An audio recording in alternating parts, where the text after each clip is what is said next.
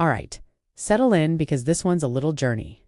So picture this early morning in a forest, the kind of morning where the air is still foggy, the leaves are damp, and everything feels just a little bit enchanted. And in the middle of all this peaceful nature is Spoodo. Now, if you're new here, Spoodo is my very special OC. He's part donkey, part wyvern, all nonsense. Think flappy wings, hooves, a snout that snorts dramatically, and the curiosity of a toddler in a room full of expensive vases. This particular morning, Spoodo woke up and decided today would be the perfect day to hunt for a new snack. This is a problem because his definition of snack is extremely unregulated. He once tried to eat my sketchbook.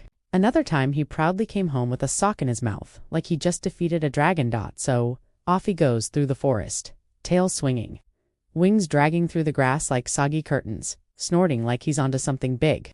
He's knocking over mushrooms, chasing a squirrel that clearly did not ask to be chased, and at one point he got distracted by a mossy rock that looked like a potato, and then, it happens. He sees it right there on a rock, sitting very still.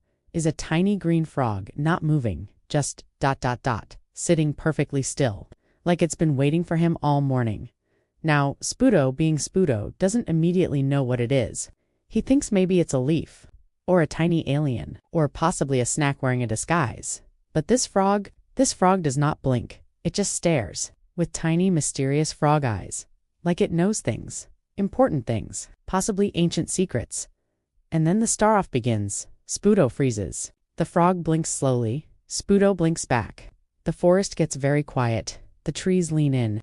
A squirrel stops mid-climb to watch. You can hear the wind whisper, "What is happening?"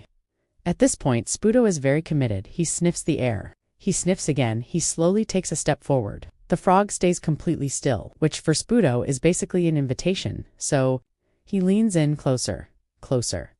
Mouth slightly open, probably thinking, maybe it smells like apple. And just as his tongue starts to move splat, the frog jumps. Not away, not to the side. Straight onto his face, and then off again like it had somewhere else to be. Spoodo stumbles back, dazed, confused, and very slimy. The frog disappears into the grass without a single apology, just gone. And that's the story of how Spoodo met his match in the form of a silent, slightly shiny, possibly psychic frog. And yes, obviously, I had to draw this moment. That's what this whole speed draw is. That exact awkward face he made, somewhere between fear, wonder, and mild betrayal. It's one of those moments that doesn't need words, because the silence just says everything. It's storytelling through weird little character expressions. And I absolutely love it. Now that we're a few minutes in and still talking about frogs, here's where I throw in a small update. If you've been following my work or even just casually watching, thank you. Seriously, every comment, every like, every "Hey, I love your OC" message means a lot. I started posting just to share goofy little stories like this, and I didn't expect anyone to actually vibe with it.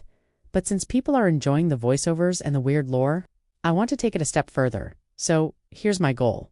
Once I hit 500 followers, I'll stop using AI voiceovers and finally switch to using my real voice. Yep, the actual me. No filter, no digital voice. Just my very real, slightly awkward, occasionally hyperfox, self-telling these stories the way I originally imagined them. It's a little scary, not gonna lie, but it's also something I've wanted to do for a while. I just wanted to wait until I knew people were actually here for the stories, not just the algorithm. So if that sounds fun, feel free to stick around and help me get there now. Well, I've got your attention. I've got another little project I'm excited to share. I've been thinking a lot about comfort and nostalgia, and the things that make us feel happy or safe or just soft inside. And for a lot of people, including me, Pokémon is a huge part of that. Whether it was the cards, the games, the anime, or just that one weirdly emotional moment with Pikachu crying in the rainweave, all got a favorite dot.